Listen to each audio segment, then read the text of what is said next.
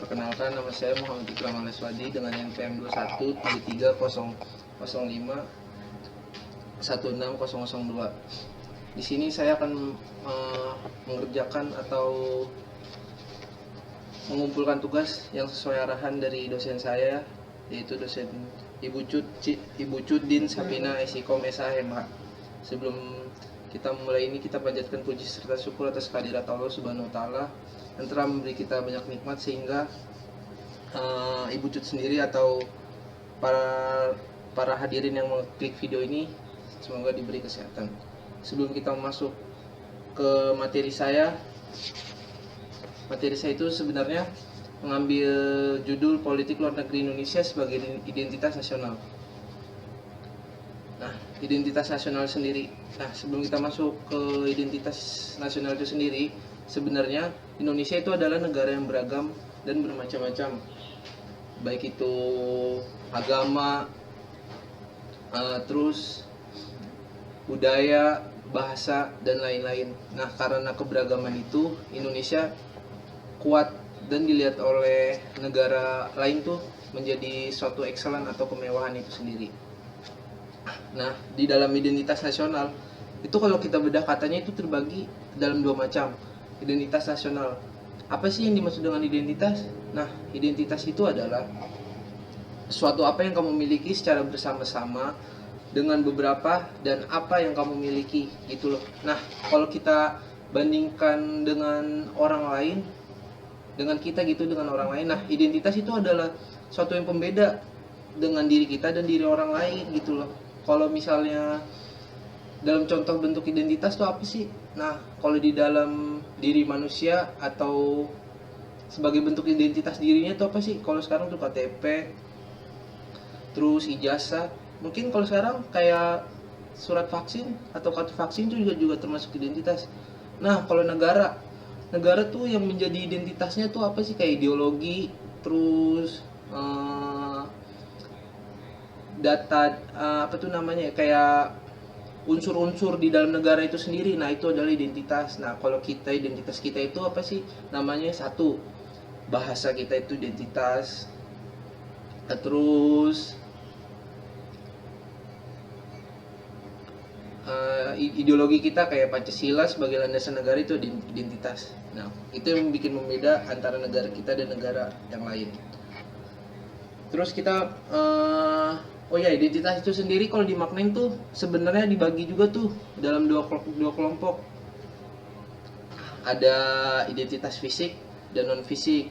Kalau fisik itu seperti budaya, agama, atau bahasa, itu adalah bentuk dari fisik. Nah, kalau yang non fisik itu apa sih? Nah, non fisik itu adalah yang tidak secara keseluruhan atau tidak nampak secara kasat mata. Itu yang namanya non fisik. Kalau diartikan itu non fisik itu seperti cita-cita, terus keinginan dan tujuan. Nah, kalau di dalam negara sendiri kita kan waktu itu belajar tuh di pertemuan 3 atau berapa. Kalau non fisik itu seperti cita-cita kita untuk mewujudkan suatu bangsa. Mungkin cita-cita kita beda. Setiap orang, setiap manusia, setiap insan tuh pasti beda cita-cita, tapi tetap satu tujuan, yaitu apa? Membanggakan dan memperindah Indonesia di kancah dunia. Oke, kita lanjut ke nasional. Nasional itu merupakan identitas yang melekat pada kelompok-kelompok yang lebih besar diikat oleh kesamaan. Itu yang disebut nasional. Nah, mungkin kalau nasional ini kalau kita implementasikan ke dalam diri kita mungkin seperti cinta tanah air yang katanya orang bangga-banggakan NKRI harga mati. Sebenarnya itu cara untuk mengimplementasikan itu sebenarnya sudah masuk ke dalam Pancasila itu sendiri. Kita ambil contoh pasal 3. Sila ketiga itu adalah persatuan Indonesia. Nah, cara mengimplementasikan persatuan itu gimana sih? Nah, cara mengimplementasikan persatuan kalau kita bedah lagi cara memaknai persatuan sebenarnya itu simple. Cuman ada 2 kalimat saja untuk menuju ke persatuan. Yang pertama itu menghormati, kedua menghargai. Udah, hanya itu saja untuk mengimplementasikan persatuan. Contoh, ketika teman kita yang beragama Islam atau yang beragama non-Islam sedang ibadah, kita harus menghargai dan menghormati perbedaan itu. Karena apa? Di dalam perbedaan itu, apabila disatukan akan menjadi kesatuan yang kokoh. Maka dari itu kita harus mengimplementasikan persatuan Indonesia agar negara kita terbebas dari perpecahan di masa sekarang dan di masa yang sekarang dan yang akan depan. Oke, kita lanjut lagi ke identitas nasional. Dari kesatuan yang tadi dapat simpulkan identitas nasional merupakan suatu jati diri yang khas dimiliki oleh satu bangsa dan tidak dimiliki oleh bangsa lain. Nah, itulah yang membedakan kita dengan negara lain. Nah, kalau digabungkan atau disatukan identitas nasional dalam bentuk kelompok dan individu apa sih? Nah, di sini bisa kita jawab juga nih. Bisa diartikan kumpulan atau nilai-nilai budaya yang tumbuh berkembang berbagai aspek dan kehidupan di ratusan suku yang dihimpun dalam satu kesatuan Indonesia dan menjadi kebudayaan nasional dengan tolak ukurnya itu dari Pancasila, Undang-Undang Dasar 45 dan Bhinneka Tunggal Ika yang menjadi konsep fundamental atau konsep dasar dari identitas nasional itu sendiri. Nah, sebelum masuk ke pembahasan saya politik luar negeri sebagai identitas nasional, mungkin ada pertanyaan juga, apakah politik itu masuk ke dalam identitas nasional? Tentu, karena politik setiap negara itu pasti memiliki politik dengan tujuan yang berbeda. Nah, kalau kita itu tujuan politik kita itu didasari oleh Undang-Undang Dasar 1945 di pasal 33.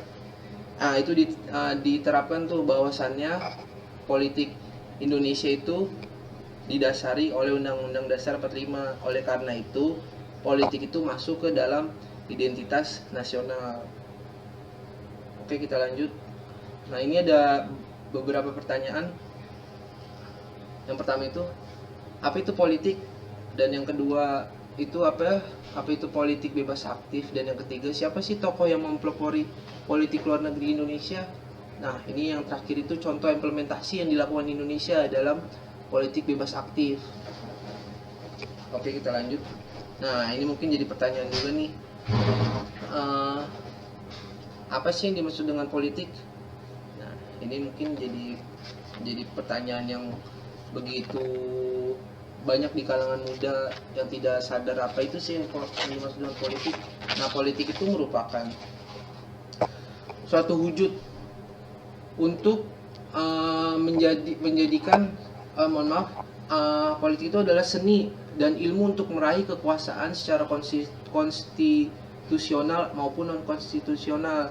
Nah, mungkin kalau kita kita ambil contoh dari pernyataannya Aristoteles di dalam teori klasiknya, dia juga menyatakan tuh bahwasannya politik itu adalah usaha yang ditempuh warga negara untuk mewujudkan kebaikan bersama. Nah, ini ada juga nih dari dia juga menyatakan politik adalah segala sesuatu tentang proses perumusan dan pelaksanaan kebijakan publik. Nah, jadi politik itu adalah sesuatu bentuk untuk merubah negara gitu loh, agar memiliki tujuannya, agar memiliki tujuan yang bisa dilihat oleh negara dan merupakan kerjasama gitu. Nah, ini juga kita bahas juga yang tadi yang dimaksud dengan kebijakan publik itu sendiri. Sebelum negara melakukan atau membentuk kebijakan publik, nah di situ tuh ada yang namanya social policy.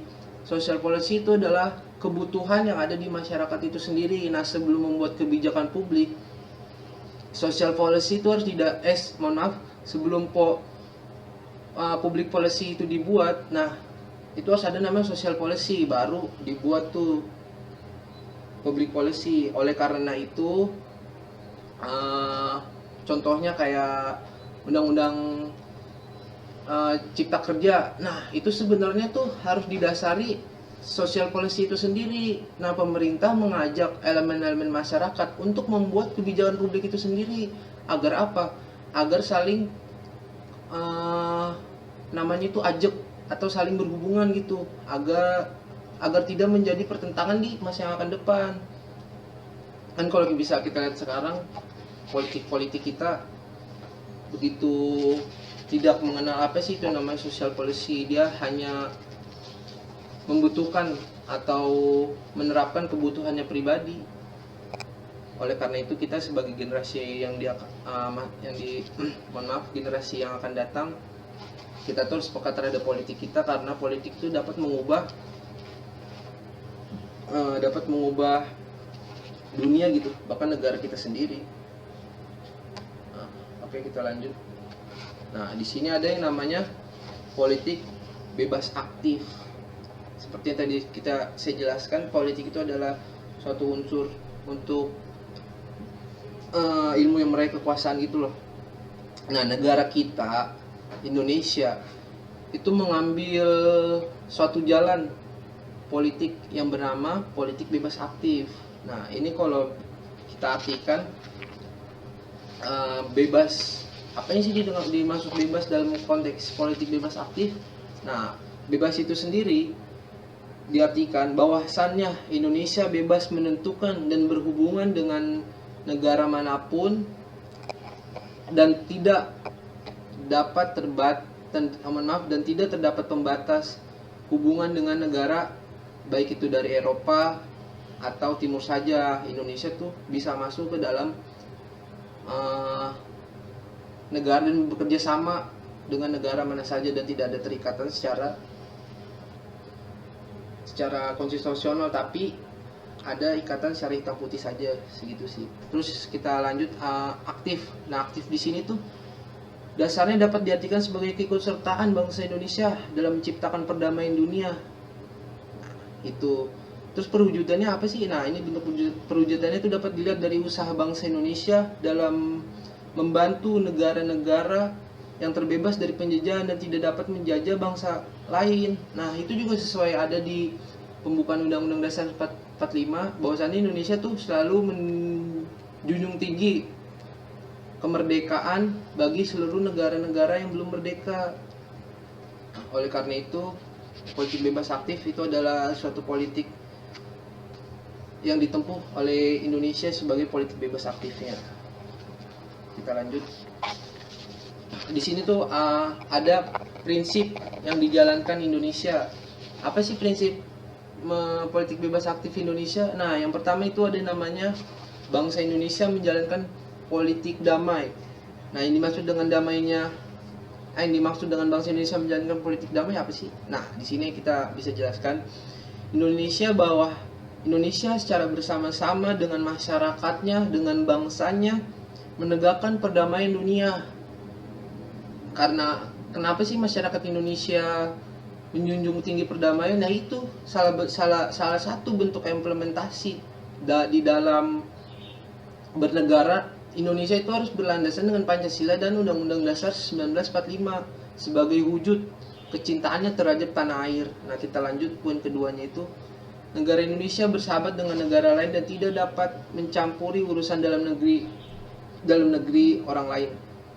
Nah, Indonesia juga tuh nggak mau ikut campur dengan masalah-masalah yang ada di negara lain gitu. Contohnya dalam ruang lingkup masalah fundamental atau masalah-masalah dasar di dalam negara itu sendiri, Indonesia tidak mau terikut campur, kecuali dilibatkan.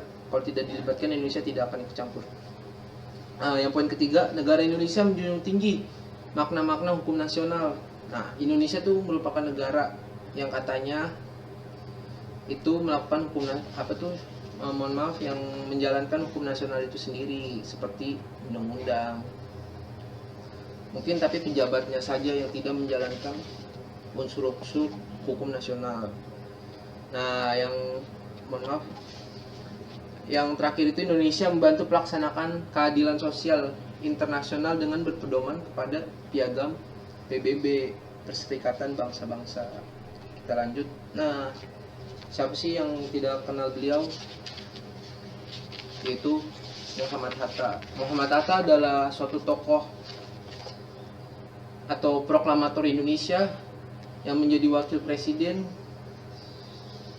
dan menjadi satu wakil pertama di Indonesia, itu Muhammad Hatta, yang ditemani oleh Insinyur Soekarno sebagai presiden Indonesia. Nah, Muhammad Hatta itu sendiri dalam politik luar negeri Indonesia yang bebas aktif itu sendiri. Dia sebagai contoh bangsawan yang mewakilkan Indonesia untuk mempertahankan untuk mempertahankan politik bebas aktif itu sendiri. Nah, di sini juga ada sejarahnya sedikit. Sejak tanggal 2 September 1948, pemerintah Indonesia memilih bebas aktif sebagai politik luar negeri. Di dalam sidang Badan Pekerja Komite Nasional Indonesia Pusat atau disingkat BPK-NIP, Indonesia menyampaikan dengan sikap politik luar negeri yang dianut oleh Indonesia, Indonesia itu mengambil sikap bahwasannya politik luar negeri itu adalah politik bebas aktif itu adalah sebagai politik luar negerinya. Nah, di situ Muhammad Hatta dia mengemukakan sikap kebijakan politik luar negerinya secara tegas. Itu tidak mau ada ikut campur negara lain dalam menentukan politik negaranya. Nah, beliau juga mengungkapkan untuk mempertahankan kemerdekaan bangsa dan menjaga keselamatan negara, memperoleh barang-barang dari luar jika barang tersebut belum dapat dihasilkan sendiri, meningkatkan perdamaian dan internasional, karena hanya dengan perdamaian Indonesia membangun syarat-syarat dan keperluan Indonesia sendiri itu melaksanakan itu dengan mengimplementasikan itu dari Pancasila serta falsafah bangsa Indonesia sendiri yang begitu beragam dan bermacam-macam. Jadi Muhammad Hatta itu adalah salah satu tokoh yang menjalankan atau melaksanakan dan membentuk juga politik bebas aktif sebagai politik luar negerinya. Kita lanjut. Implementasi Indonesia. Nah, ini adalah bentuk implementasi Indonesia atau sebagai wujud bahwasannya Indonesia itu menjalankan politik bebas aktif. Nah, ini gambar yang di sebelah kiri itu adalah konferensi Asia Afrika yang diadakan di Bandung. Ini sebagai wujud bahwasannya Indonesia itu benar-benar mewujudkan sikap politik bebas aktif. Tujuannya apa sih melaksanakan konferensi Asia Afrika? Ini akan saya jelaskan akan saya jelaskan sedikit. Tujuan diadakannya konferensi Asia Afrika di Bandung adalah untuk meningkatkan kemauan baik itu kerja sama antara bangsa-bangsa di Asia dan di Afrika, serta untuk melanjutkan kepentingan timbal balik maupun kepentingan bersama, mempertimbangkan masalah sosial, ekonomi, dan budaya dalam hubungannya negara-negara peserta, mempertingkatkan masalah-masalah yang ada di benua Asia dan di negara-negara Asia dan negara-negara Afrika. Khususnya apa sih? Menyangkut kedaulatan nasional, rasialisme, dan saham-saham yang diberikan oleh peningkatan perdamaian dunia. Nah, oleh karena itu dalam konferensi Asia Afrika ini yang diadakan di Bandung, itu menghasilkan atau membentuk sebuah pikiran dari konferensi Asia itu yang dihasilkan dalam konferensi Asia Afrika di Bandung itu menghasilkan 10 prinsip yang dikenal dengan Dasila Bandung. Konferensi Asia Afrika itu sendiri juga dihadiri oleh 29 negara Asia dan Afrika. Nah, kita lanjut. Ini yang di sebelah kanan ini merupakan negara-negara GNB. Apa sih GNB itu? GNB adalah gerakan non-blok. Nah, ini kalau bisa Anda lihat yang bentuknya biru tua itu adalah negara-negara yang menganut gerakan non-blok. Nah, kalau yang agak biru muda itu merupakan peninjau atau yang hanya melihat saja gitu dan tidak menjalankan secara keseluruhan gerakan non-blok. Nah, akan saya ulas sedikit apa sih itu yang dimaksud dengan GNB. Nah, setelah Perang Dunia Kedua, negara-negara di dunia itu terbagi antara negara blok barat dan blok timur.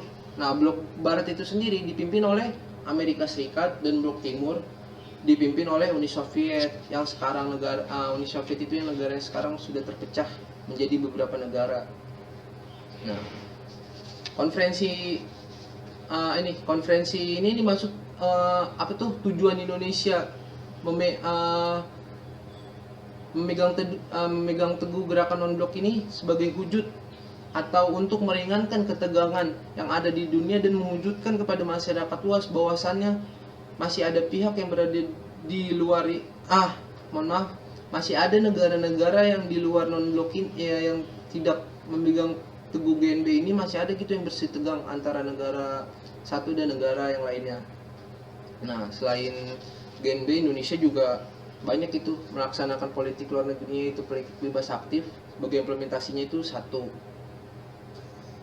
yaitu mengirim misi Garuda atau misi GRA itu sebagai wujud atau sebagai implementasi politik bebas aktif Indonesia. Yang kedua apa? Menjadi perserikatan bangsa-bangsa. Nah, Indonesia tuh salah satu negara yang masuk ke dalam dan menjadi peserta di dalam PBB itu sendiri. Nah, yang kedua itu UNO atau United National Organization. Nah, serta mendirikan ASEAN dan menjalani kerjasama antar negara-negara yang ada di dunia. Untuk apa? Untuk meningkatkan ekonomi, politik, sosial, dan lain-lain. Nah, itu mungkin presentasi dari saya. Kurang lebihnya mohon maaf. Wassalamualaikum warahmatullahi wabarakatuh.